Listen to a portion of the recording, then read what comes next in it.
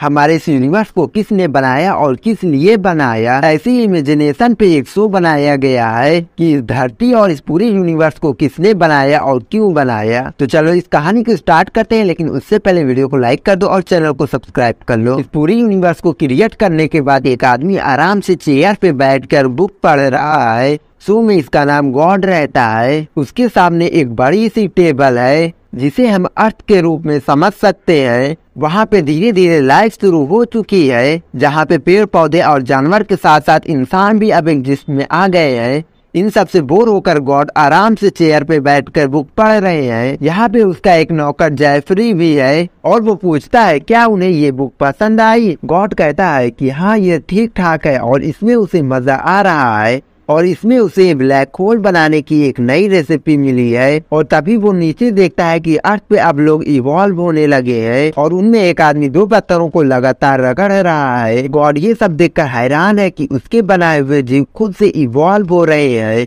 और उन्होंने आग की भी खोज कर ली है। गॉड को उनका ये आविष्कार अभी पसंद नहीं आ रहा था और वो अपने नौकर जेफरी से पूछता है कि उन्होंने इतनी जल्दी आग की खोज कैसे कर ली। जेफरी बताता है कि उनके प्लान के हिसाब से अभी इंसानों को आग की खोज नहीं करनी चाहिए थी और अभी उन्हें आग का आविष्कार करने के लिए 2 लाख साल का समय अभी बाकी है उनके पास।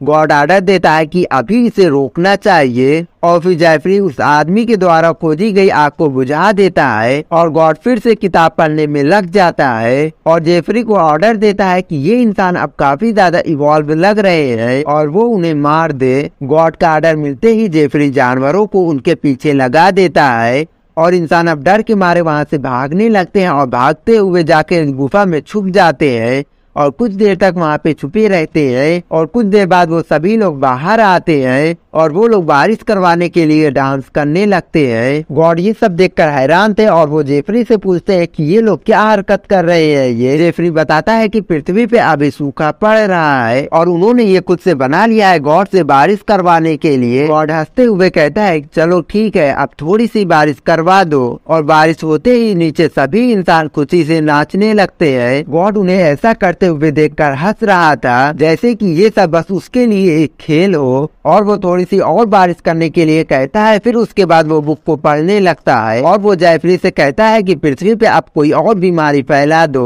और जेफरी गॉड के कहे अनुसार उनके ऊपर एक बीमारी को फैला देता है जिससे देखते ही देखते वहाँ पे काफी लोग मर जाते हैं। गॉड उन्हें थोड़ी देर देखता है और फिर खुद अपनी बुक में पढ़ने लगता है और अब पृथ्वी पे काफी समय बीत चुका है और अब इंसानों ने काफी ज्यादा मॉडर्न सिटी बना ली है। वहीं पे गॉड ने बुक को भी पूरी तरह से पढ़ लिया था। यहाँ पे गॉड के लिए बस कुछ घंटे ही बीते हैं और पृथ्वी पे लाखों करोड़ों साल बीत चुके हैं। गॉड जेफरी से कहता है कि इंसान अब काफी ज्यादा इवॉल्व हो चुके हैं और उन्होंने इतनी ऊंची ऊंची बिल्डिंग बना ली है। गॉड जेफरी से कहता है कि वो एक ऊंची सी बिल्डिंग में आग लगा दे और वो ये देखना चाहता था कि आग लगने के बाद ये लोग क्या करते हैं और जेफरी वहाँ पे आग लगा देता है और पृथ्वी पे एकदम भगदड़ मच जाती है। गॉड के लिए ये एक खेल से बढ़कर कुछ भी नहीं था और वो इस मूवमेंट को एंजॉय कर रहा था। वो बिल्डिंग के ऊपर सभी लोगों के चीख पुकार को सुन रहा था और वहाँ पे कई सारी एम्बुलेंस और पुलिस आ जाती है। गॉड जेफरी से पूछता है कि ये इंसान अभी क्या सोच रहे होंगे। जेफरी कहता है कि ये इंसान अभी अपनी फैमिली के बारे में सोच रहे हैं